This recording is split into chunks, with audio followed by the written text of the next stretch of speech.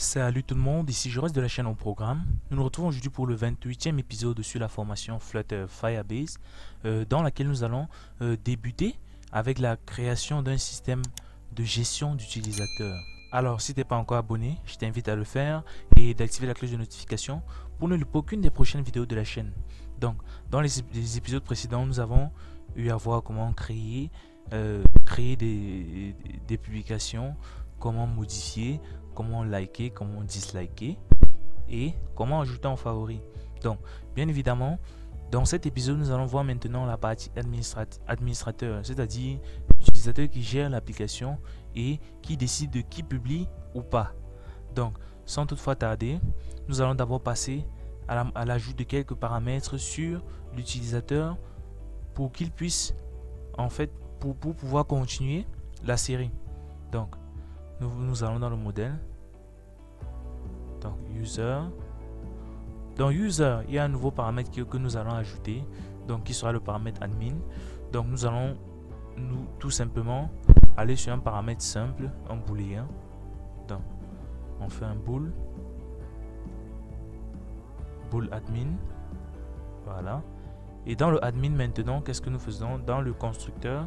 Donc, 10.admin est égal à false. L'utilisateur qui est logué initialement est à false.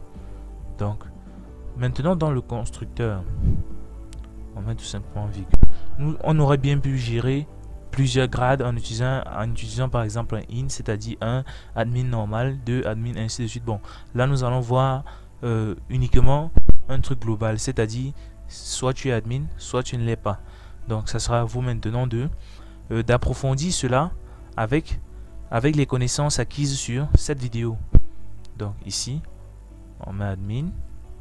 Bien évidemment, on passe notre map J et nous passons la clé admin à l'intérieur. Donc une fois cela fait, on va maintenant dans notre map admin et nous passons notre variable admin. Donc une fois la variable admin passée, il y a aussi un autre paramètre qui est crucial que nous devons rajouter. Supposons qu'un utilisateur, on veut par exemple désactiver un utilisateur, c'est-à-dire qu'il n'aura plus le droit d'effectuer des publications, donc, ou à la rigueur, il n'aura même plus le droit de voir. Bon, là nous allons nous limiter pour une première sur le fait qu'il ne sera plus en mesure d'effectuer des publications. Donc pour cela, on peut ajouter une autre propriété, enable. Voilà, donc on vient l'ajouter. 10.enable est égal à true initialement, car l'utilisateur initialement peut bien évidemment effectuer des publications. À la rigueur, s'il effectue une publication qui ne respecte pas les conditions d'utilisation de l'application, là maintenant on peut bannir l'utilisateur en passant son enable à false. Voilà, donc enable J de enable.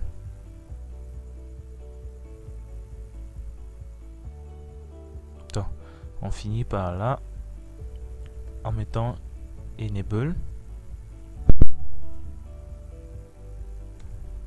de enable. Donc, nous sauvegardons.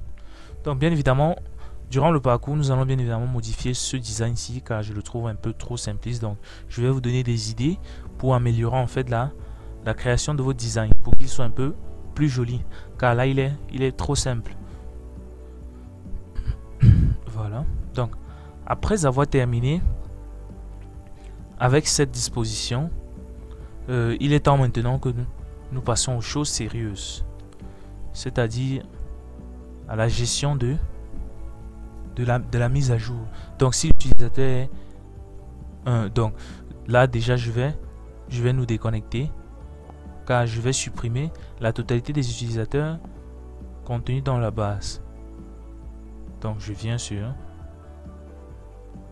lance.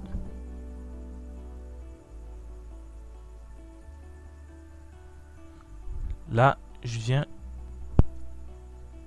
viens supprimer le user.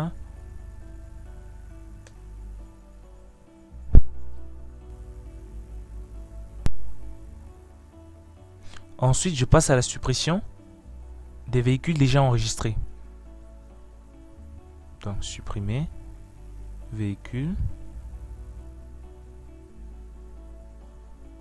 Voilà. Donc, une fois cela fait, cela veut dire que nos utilisateurs n'ont plus de compte. Donc, on va se login à nouveau.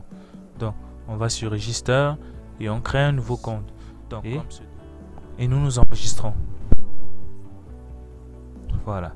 Donc là, nous avons un nouveau compte. Donc, on programme à qui le compte appartient. Si nous venons maintenant dans le Cloudflare Store, donc on réactualise pour voir le nouvel enregistrement. Là. Donc, nous avons nos nouveaux éléments, c'est-à-dire admin qui a false, enable qui a true, c'est-à-dire son compte est activé. Nous allons donc manipuler tout au long de notre utilisation cette partie-là. Donc, maintenant, ce que nous faisons, c'est quoi? C'est que, à ce niveau, vu que l'on a voiture et moto, nous allons ajouter un nouvel élément.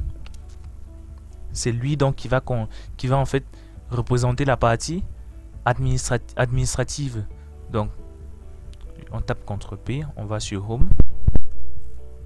Donc, sur Home, on descend sur notre bubble, Floating Action Bubble. Voilà. Donc, nous allons ajouter notre élément ici. Mais avant cela, qu'est-ce que l'on fait?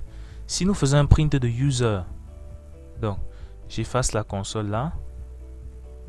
Et ici, je fais un print de user m point admin. Qu'est-ce que j'obtiens? Là, j'obtiens bien évidemment false. Pourquoi? Parce que l'utilisateur n'est tout simplement pas administrateur. La variable est en false tout simplement. Maintenant, je vais ajouter dans notre modèle user, donc CTRL-P, user, une variable statique de notre classe user modèle. Donc, statique user m current user. Donc, sachez donc que le provider, la difficulté que l'on a avec le provider maintenant, c'est quoi? C'est que dès que nous allons naviguer vers la page qui va représenter la page d'administrateur, l'autre provider ne sera plus accessible. Donc, pour ce faire, nous devons créer notre variable current user. Maintenant, comment l'utiliser? C'est très simple. Pour l'utiliser, je vais dans DB. Voilà. À ce niveau. Maintenant, une fois là, je vais sur la fonction getCurrentUser. Donc, que voici. Donc, sur cette fonction getCurrentUser, je vais un peu essayer de bien ordonner les choses pour pouvoir récupérer pour pouvoir donner une valeur à mon current user. Voilà. Je fais un return et je colle à nouveau. Là. Donc, une fois cela fait, maintenant, qu'est-ce que je fais? Si l'utilisateur, bien évidemment, peut être récupéré, on fait tout simplement user m.current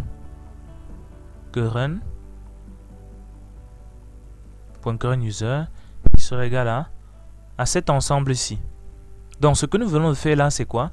C'est que nous savons très bien que une variable statique, dès que sa valeur est affectée, elle est automatiquement modifiée sur toutes les instances correspondant à la classe userM. Donc, ce qui fait que avec ce procédé-ci, j'aurai accès à ma variable userM à n'importe quel endroit de mon code. Donc, je reviens sur la page home. Donc, une fois là, je vais effectuer un test. Donc, si le user, bien évidemment, c'est celui que nous avons récupéré du provider à ce niveau. Voilà. Donc, si userm .admin, donc, je fais directement une condition dessus. If userm.admin, donc si c'est le cas, qu'est-ce qu'on fait? On va tout simplement appeler un bubble à ce niveau que nous allons appeler espace, donc espace admin. Donc nous ne nous compliquons pas avec de gros trucs. Donc là, espace admin, nous sauvegardons. Bien évidemment, il ne va pas apparaître tout de suite. Essayons maintenant un instant de modifier la variable admin dans la base de données et voir comment cet ensemble ici se comporte.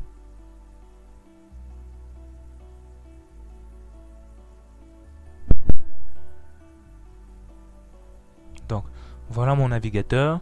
Si je viens là, je clique sur modifier et je passe ma variable admin à true et je fais la mise à jour. Bien évidemment, là nous voyons maintenant espace administrateur. Donc, cela fonctionne correctement. Donc, je remets à false pour l'instant. Donc, laissons à true car nous allons continuer avec ce raisonnement tout au long de notre travail. Donc, je viens là. Et aussi, n'oublions pas de passer ici à user. Donc ici, on fait user m .current user égale à user m. Donc tout ceci pourquoi? Parce que lorsque le user m va récupérer les modifications que le provider lui aura apportées, il va aussi mettre à jour notre current user. Sauvegardons et nous allons maintenant créer une page administrateur. Donc notre page administrateur bien évidemment sera constituée de deux parties. La première partie, ce sera la partie qui va gérer les publications. La deuxième partie, ce sera la partie qui va gérer les utilisateurs. Donc désactiver un utilisateur ou bien évidemment supprimer un utilisateur. Donc on va ici maintenant. Donc pour ce bubble-ci, navigator.push, on va créer une nouvelle page ici dans screen, new folder qu'on va appeler admin. Dans admin maintenant, on a une page que l'on va appeler admin.dat. Donc là c'est la première page qui va s'afficher. Stateful admin page. J'importe mon matériel. Et ici, un scaffold.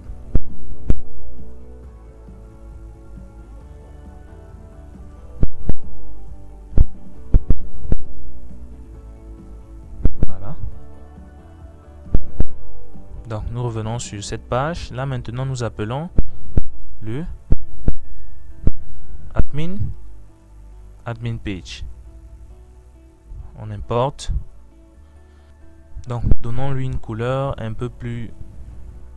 On va aller sur du rouge. Donc, red.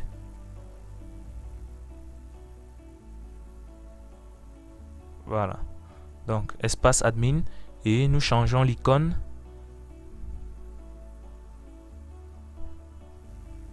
User alt. Voilà. Donc là, ça représente un peu plus la chose. Donc dès que nous allons cliquer dessus, nous allons arriver sur la partie administrateur. Donc pour la modélisation, on revient sur admin page au niveau du scaffold. Donc je coupe d'abord ça. Default tab controller. Donc pour la taille, on va aller sur 2. Voilà. Dans le child maintenant, on passe notre scaffold à bas. Donc dans le bas, on va directement sur du bottom. Et dans le bottom, on met un tab bar. Donc maintenant, on met une liste de tabs. Donc dans nos tabs, qu'est-ce que nous passons? Nous passons comme icône .person. Voilà. Donc ce n'est pas un icône data, c'est un icône. Voilà. Icône.person. et j'effectue une copie. Là c'est publication. Bon, on va l'appeler comment? On peut mettre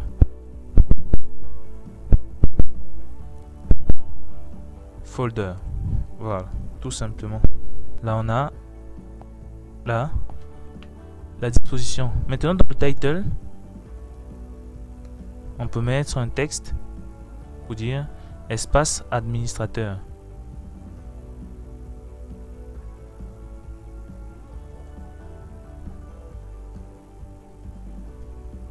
Espace administrateur.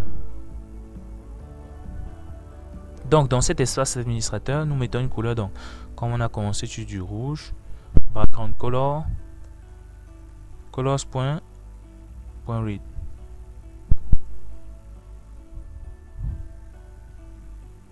Voilà. Donc après avoir mis notre espace administrateur, c'est donc ici que tout va se jouer. Donc sur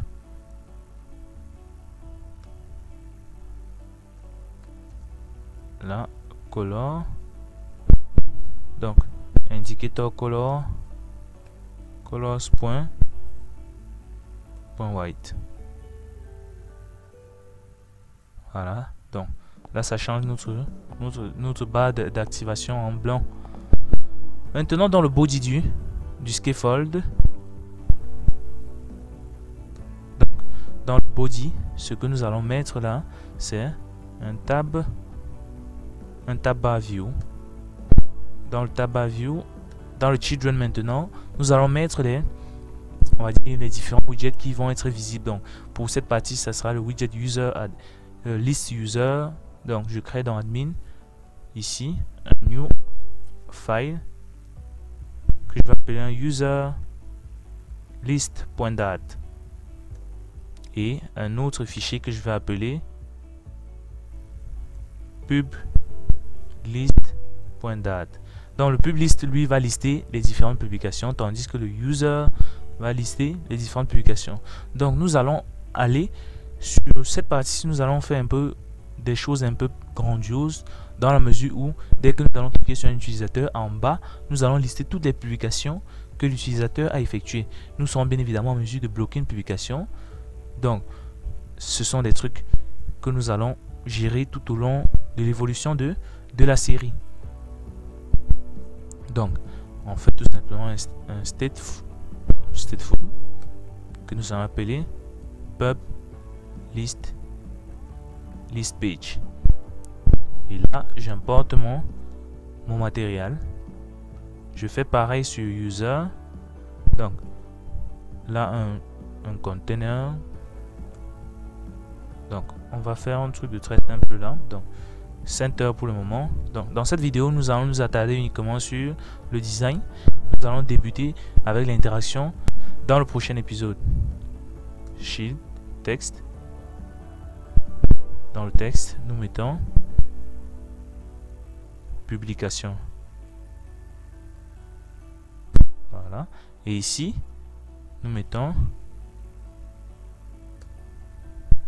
user list page. Nous importons toujours le matériel dans le center, texte, dans le texte utilisateur. Bien évidemment la chose à faire maintenant, c'est de venir dans admin. Donc la première page children, on va mettre dans l'ordre dans laquelle les icônes sont placées. Donc user list page, ensuite pub list page. Dès que nous sauvegardons, là nous avons utilisateur et là nous avons publication. Donc nous sommes arrivés au terme de cette vidéo. N'hésitez pas à vous abonner et d'activer la cloche de notification pour ne louper aucune des prochaines vidéos de la chaîne. Donc dans les épisodes à venir, nous allons maintenant débuter avec l'interaction, c'est-à-dire lister tous les utilisateurs contenus dans l'application et ensuite lister les publications contenues dans l'application dès que nous allons entrer dans un utilisateur, donc cliquer sur un utilisateur, nous aurons accès aux différentes publications que nous pourrons bien évidemment bloquer, supprimer ou à la rigueur tout simplement bloquer l'utilisateur qui a effectué ces publications de telle en sorte qu'il ne puisse plus effectuer les publications à l'avenir.